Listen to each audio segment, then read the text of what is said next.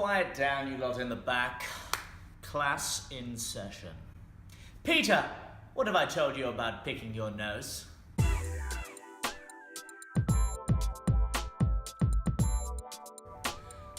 Hey guys, what's going on? Alex here, back, Fearless Training, Comp Prep 2018. As promised, I just want to say thank you for all of you who've watched my first video and for all the kind comments and support. I really appreciate it. It means a lot, and hopefully, again, you're going to get something out of this as well. So as promised, this is episode 2 in my Comp Prep series, and I'm going to go through all my training, my nutrition, my macros, everything that's related to Comp Prep, and anything that I miss out or you think I miss out, ask a question. If not, it will be covered in future videos. I don't want to make these videos too long, but I definitely want to keep them as informative and as relevant as possible. So without further ado, let's get into it. So first things first, and before we carry on, here's just a little bit of a disclaimer. As I have mentioned in the past with some of my social, these measurements, these macros and these protocols are relevant, but the specifics may be relevant to me. So I am not advocating that you go and jump on these macros or train in this exact way, because it has to be programmed specific to the individual. However, the underlying science in these videos you can definitely take out of and apply to your own training to benefit your fitness endeavors. Okay, so training. I'm gonna put a lot of this on the screen. These are just some notes and some bullet points which you can see here, and that's how we're gonna cover the topics. But a lot of it I will put on the screen so you can see it in a little bit more detail, the screenshots of the training, the nutrition, etc. Okay, so first of all, training. What am I doing? How am I training? I'm currently training a 5-day split. My coach is Brandon Kempter from BK Conditioning. Why have I got a coach? I've got a coach because I've never done Comp Prep before, and even if I had, no matter what level you are at, having that accountability, having another professional there, especially when you get to the finer end of the pencil, is something that you're gonna need just to keep your head straight, because you're not thinking so rationally. And again, I have learned from past mistakes. I wanted to invest in the best and someone who could take me to that point, so I'm not second guessing myself. It's my first time on the stage and I don't want to leave anything to chance. So who coaches the coach? Brendan Kempter coaches the coach at this point in time. He's become a mentor, a great friend, an inspirational bodybuilder to many, and I've got a lot of respect for him. He is nothing short of brilliant, and I believe he's one of the best trainers in Australia and will probably go on to be one of the best bodybuilders in the world. Now, training. How are we training? I'm currently doing a 5-day split. I'm doing an upper, lower, off, upper, lower, upper, off split, okay? We're generally running in a mesocycle, if you like, of 4 weeks, so a 4-week block, and we build up the volume via percentage-based training.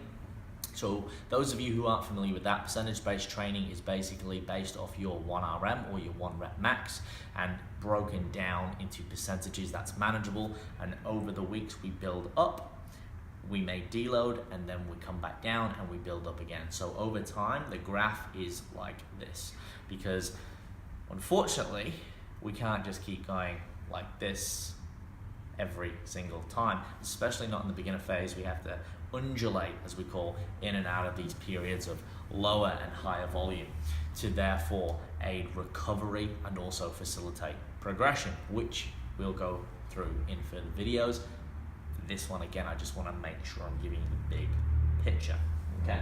Now, the most important thing to remember when you're training, especially when you're in Comp Prep, the big misconception is you drop all out of your weight, your intensity, if you like, and you start lifting light weights. This is not desirable. It's not at all true. It's not the way we want to go about it, especially from an evidence-based perspective.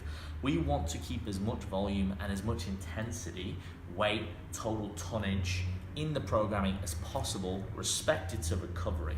The reason being is when we're in a deficit, the body is in a starvation mode, a state of starvation. It does not want to be there. Therefore, it will take fuel where it can from whatever it can. So, if you are not training sufficiently, there is no demand for the body to maintain its muscle mass and size. So definitively, by training heavier or maintaining the weight, and at some point, yes, unfortunately, you're going to be maintaining your volume and you will be losing a bit of strength, especially at the finer end of the pencil. You may even lose a little bit of muscle mass. It is inevitable to get into comp preparation conditioning, and we're talking shredded. Okay, but to try and facilitate and maintain as much lean mass as possible, what we want to be doing is lifting as smartly as possible. So still trying to maintain what we lift in the off season or close to it, but done in a bit more of a practical way where we might not be lifting as heavy, but we might be accumulating as much volume as possible. Keep in mind that you're getting lighter over this point. So when we look at it in a strength to body weight ratio, generally we're actually getting stronger because we're lifting the same weight, if not more, or even if we are lifting slightly less, at a lighter body weight. So technically you're getting stronger for the most part. A little bit of body recomposition in and around there, but let's not get into that too nitty-gritty at this stage. Okay, the split that Brandon has got me on, I really enjoy. It's very manageable for me as well. As a natural bodybuilder and getting to that intermediate and trying to push through to that advanced stage, generally every muscle group is getting trained 2 to 3 times a week, keeping that frequency up and keeping that volume and intensity. So 3 main factors: frequency, volume, intensity in your training are always the 3 main variables that you've got to consider and juggle when looking for progression, but more on that in later videos. To see my training split, I will put some screenshots on the screen now so you can see exactly what I'm doing.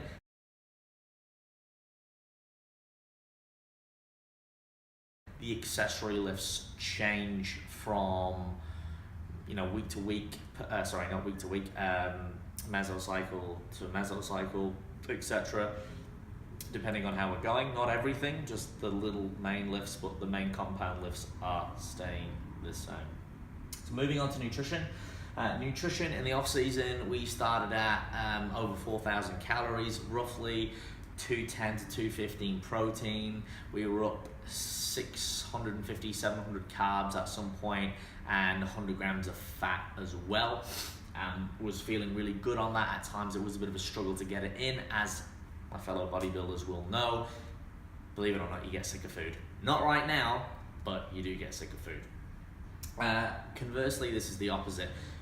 Cutting macros, when we started at 3,300 and worked our way down from there. That was somewhere around 215 protein, around 350-ish carbs, and I believe we were on 70 grams of fat. Now, what we've done over the past 12 to 16 weeks, it was a 25-week prep, more or less, is bring those calories down as and when needed. As and when needed, the rate of fat loss. We are looking at a 0.5 to 1% of your body weight drop per week.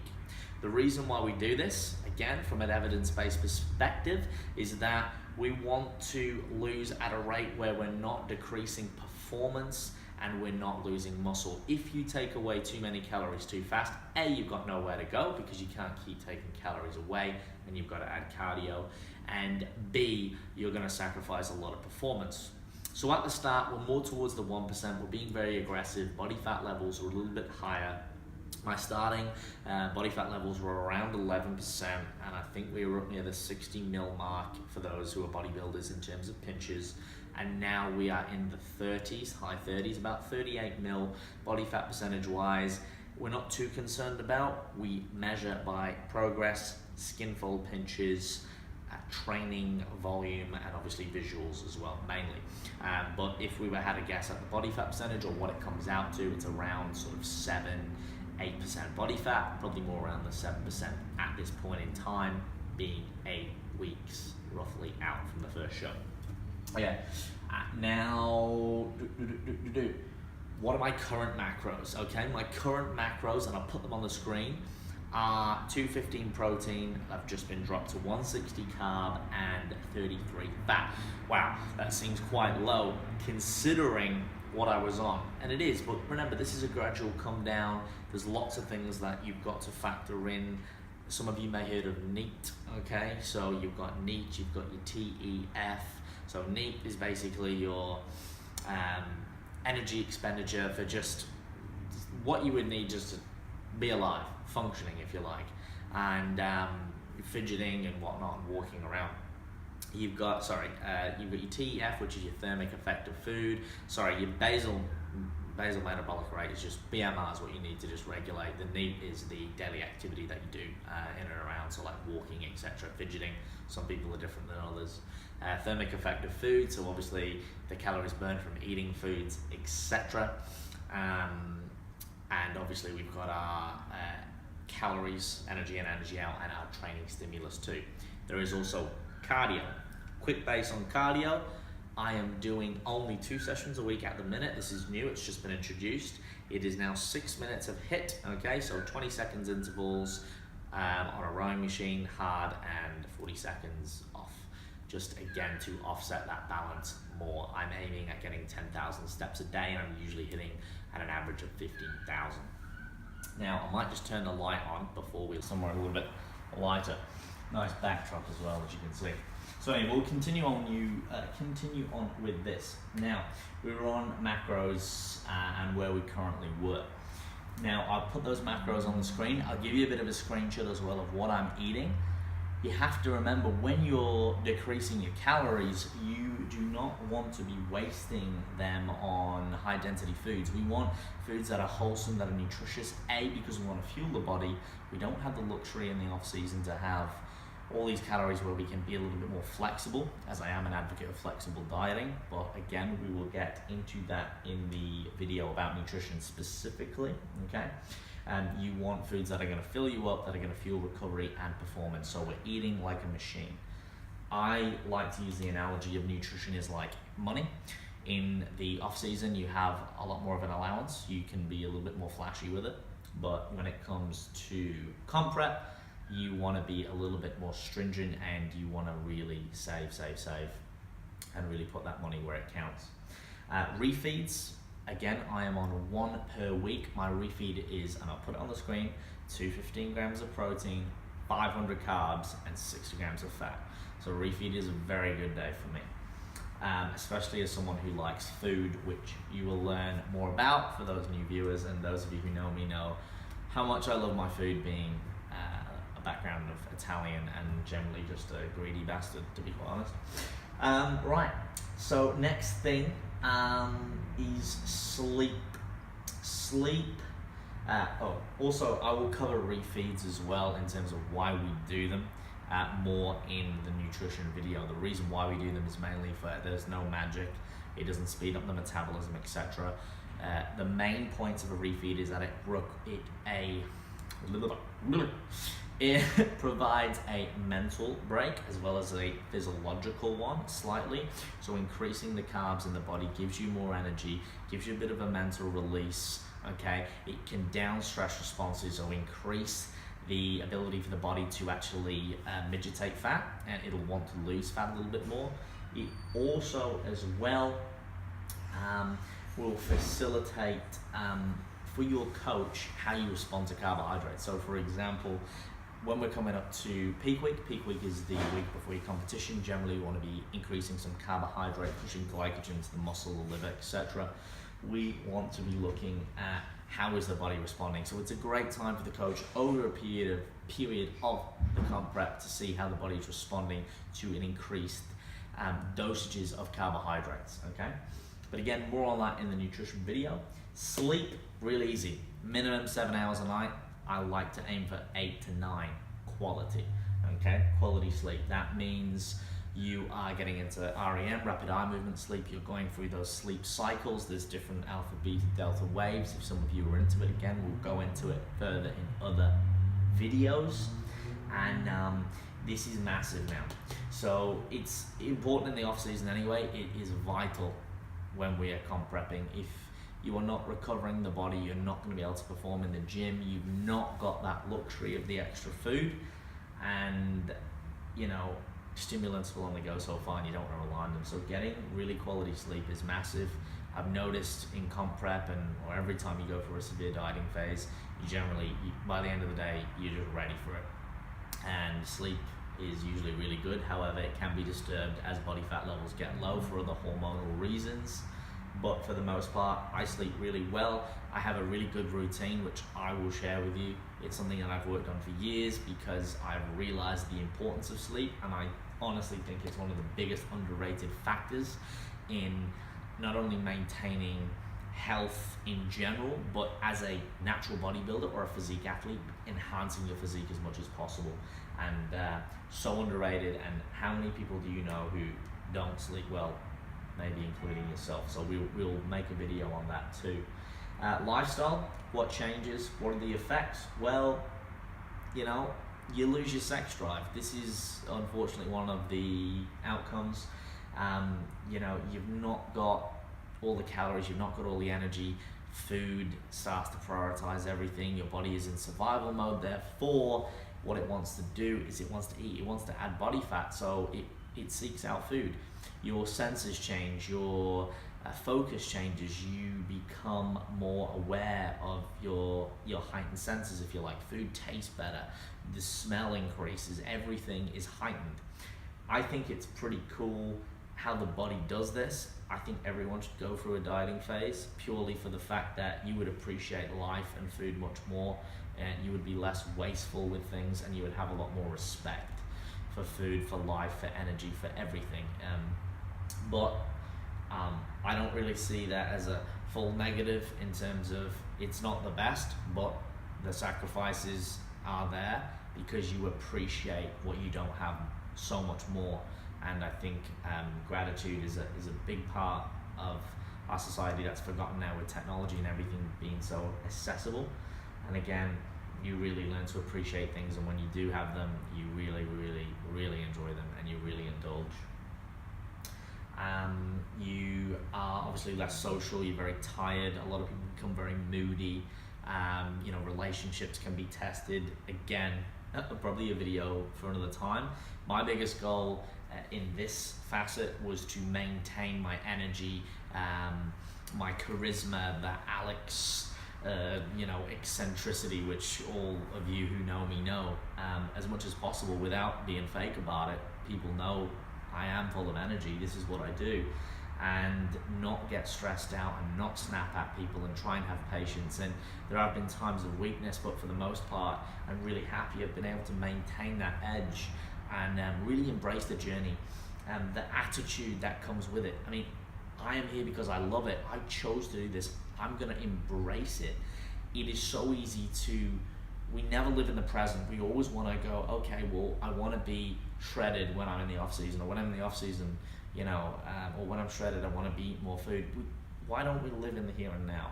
There's been so much that's gone into this. What is 6 months to ask for some sacrifice? So my mindset for people who are wondering, and I know some people are, how is this guy coping so well in comp prep? First thing is, I love this. Not the competition, health and fitness. This is my life. It has been for as long as I can remember, and it will be forever because I am passionate about it. I can't describe to you why, but health and fitness for me, it resonates with me. It's something that I am extremely interested about. I have a love that continues to grow for it, for a thirst for knowledge, and also to inspire others, give back the knowledge because of the trials and tribulations that I had faced and the adversity I had faced and what I was told. So for me, having that positive attitude and that fire and all that motivation from all the years and all the hardships I've been through, this is nothing. This is a walk in the park compared to that. It is challenging and I respect it. I'm not saying this is easy, but compared to some of the things I've been through, this is good. There is as me and my coach say, there's a hard way to do things. but there is always, and there's an easier way, and we're doing things the easier, the more smarter, more intelligent way. So I think staying positive, and there are strategies to do that, and by focusing on the positives and all of the great things that come with comp prep, like the conditioning, being on stage, character building, being able to inspire others, and if you so choose, give back. It is a privilege to be able to do this, and I am grateful. But again, more on that in later videos, as I keep mentioning. But again, we're getting on, and I want to make sure I give you the full picture. Now, supplements, what am I taking? All the juice! No, none of that crap. Okay, so the supplements that I'm taking at the moment is protein. I am choosing to use a casein protein. The reason I'm choosing a casein protein is because it's slower digesting and it's a thickener. Okay, so casein protein, my choice is Optimum Nutrition. I've used Optimum Nutrition for years, and when it comes to dieting, I really like it because, again, it thickens things up, it tastes amazing, the nutritional profile is great. I'm not one to push supplements, but if I was going to push one, casein protein, fantastic, you've done a great job, ticks all the boxes for me. I'm using a ZMA, zinc magnesium, okay, compound, and ZMA is arginine, anyway, which again is something that helps sleep, regulate hormonal activity, etc. This is something I wouldn't normally take when I'm on season because I have more nutrients, but again, we're in a bit of a vulnerable stage, so this is why we're taking a few extra supplements to cover our bases. Alpha lymphatic acid, I think, off the top of my head. Basically what it does is it just helps a little bit of, or prevents a bit of catabolism or breakdown of the muscle, so aids recovery, in short, in layman's terms. Creatine monohydrate, which is a consistent 3 to 5 grams a day, no need to load on it, keep it plain, keep it simple. You don't have enough natural stores to top up when you're training regularly, and you can't get enough free food, especially in comp prep, so 3 to 5 grams, no need to load on it, keeps ATP, CP stores topped up, and adenosine triphosphate, creatine phosphate, that are your main fuel dispensers, if you like, when you're weight training, so it keeps everything topped up. And it can also facilitate, again, the water, keeping the water retention level in the body too. Again, if you load on it, it can have some adverse effects. But again, more on that later on. And fish oil, essential fatty acids, omega-6, omega-3, 6 and 9, okay? Just to cover the bases again, low body fat levels, joint health recovery, hormonal activity, just to make sure we're on top of overall health. That is it for supplements. When I'm in the off season, I'm not even eating protein, honestly. It's just creatine monohydrate. That's literally been it. And protein, maybe if I need to get it in or for convenience, etc. When I made the most gains, I was literally just using creatine, and that's it. So this we could talk about for a long time. Supplements, I'm very passionate about it and bringing the truth to it, but they have their place, and there are definitely supplements that work, that have the scientific evidence. Caffeine is another one. I'm generally getting that through coffee, and I'm drinking the sugar-free energy monster drinks. No, they will not harm you in controlled dosages. The aspartame bullshit is out the window. But again, a video for another time. I'm on about 300 milligrams maximum a day. I find for me, through again past experiences, which I'll go through in later videos, this is my threshold. This works for me. It doesn't overstimulate or deplete my adrenal glands. It works. It gives me energy throughout the day, and it allows me to focus in that little bit more without getting overstimulated or again having too much caffeine, because if you keep adding more, you've got to keep adding more and the body keeps adapting, and that is a slippery slope you don't want to go down, trust me. Now, posing, how often? Pretty much every time I train, so 4 to 5 days a week. I have more intensive posing sessions. Usually I film them once to twice a week as well, and I critique them, I analyze them, I try to pose with as many as my fellow coaches as possible, listen to them, get their feedback. There is a couple of sessions that I Compete Natural Australia run. Big shout out to those guys there for running those classes, because they definitely help us out in terms of what they're looking for and giving us their perspective as they run the shows that we'll be doing. So again, posing has come on a lot. Still a lot to work on with my posing, but I'm really happy with the way it's progressed. I've been working on it for a long time. I didn't just decide to start doing it because I believe it's a big area that's overlooked in the bodybuilding, especially the original old school bodybuilding style. It is an art form, and it is to be respected. People overlook it. You might have the best physique, but if you cannot show it off and you are not aware of proprioception and how to flex, hit, articulate, accentuate your musculature specific to your physique, then you're going to be, a little bit downwind. So something that I find very important. I'm enjoying it. It's challenging, but there have been vast improvements. I will also show you where I started body fat wise. I'll put it on the screen so you can see where I started and where I'm at now. This is a nice little transformation there too.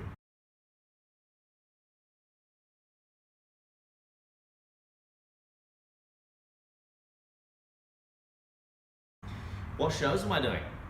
At this point in time, we're just doing ICN, I Compete Natural. I would have liked to do IMBA, but I don't think we're going to have the time or the capacity. Bodybuilding is very fatiguing, and I'd rather go quality over quantity. So we've had a chat to my coach at the minute with time frame, with everything, and we want to do 4 really high quality shows. We aim to do Townsville, will be the first show, end of September, which is apparently one of the best shows you can do. I'm really looking forward to that one. It's apparently one of the most exhilarating events on the calendar. Then we've got Brisbane for the Queensland titles, which is the week after in October. We've got the week after for Mr. Australia in Melbourne Convention Centre, and then 2 weeks later, as luck would have it, the year I compete, it is the Worlds, and it's here in the Gold Coast, just down the road at Sheridan, which is towards the end of October. So we have a 2-week break before that one. Are we going to do any more shows? There is a possibility. I'm not saying no, but that is the aim of what we're doing. I'm really looking forward to it. It's a note before I go. It's a bit of an emotional time for me. This is very sentimental because it's never just been about the stage for me. It's been about being able to reach this conditioning. And since I was 12 years old, I've wanted to look like X, and this year I've finally seen that physique. I've got a glimpse of it. There's still much more to go. I know I have much more in the tank, but I celebrate the wins and overcoming all the adversities and going through all the experiences that I have done to date, and never giving up, not taking performance enhancing drugs. And to those who do, that's up to them. I'm not taking anything away from that, but my choice was to be natural and to stick with it through all the ups and downs and all the bullshit, and seek out the coaches and the knowledge.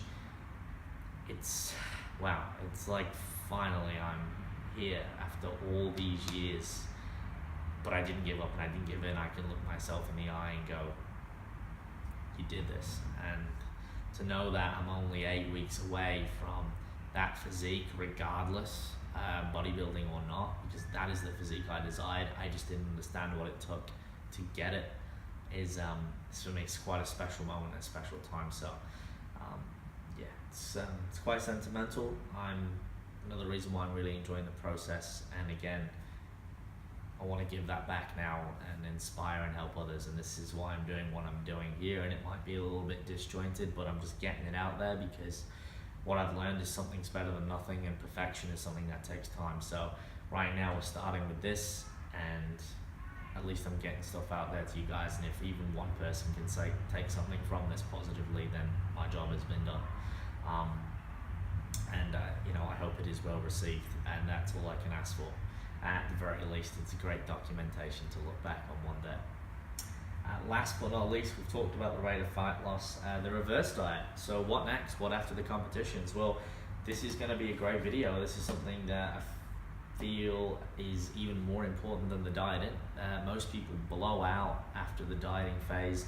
There's so much to consider with mental health and physical health, and there's a lot of great coaches, and there's a lot of great evidence-based coaches out there with some fantastic approaches, to name a few, 3DMJ, Eric Helms, etc. But more on that later. Once again, but for me it'll be reversing out optimally, having a balance, having a little bit of a treat, but maintaining obviously most of my conditioning. I will not be staying shredded, that is not healthy, but I will be maintaining lean. I will not be adding copious amounts of body fat, but I will be adding body fat back in a strategic and timely way, okay, to get my hormones back, to get everything running great again, to get on food, you know, and to start making gains. Because what people don't understand is if you're trying to maintain shredded all the time, you're not actually making progress.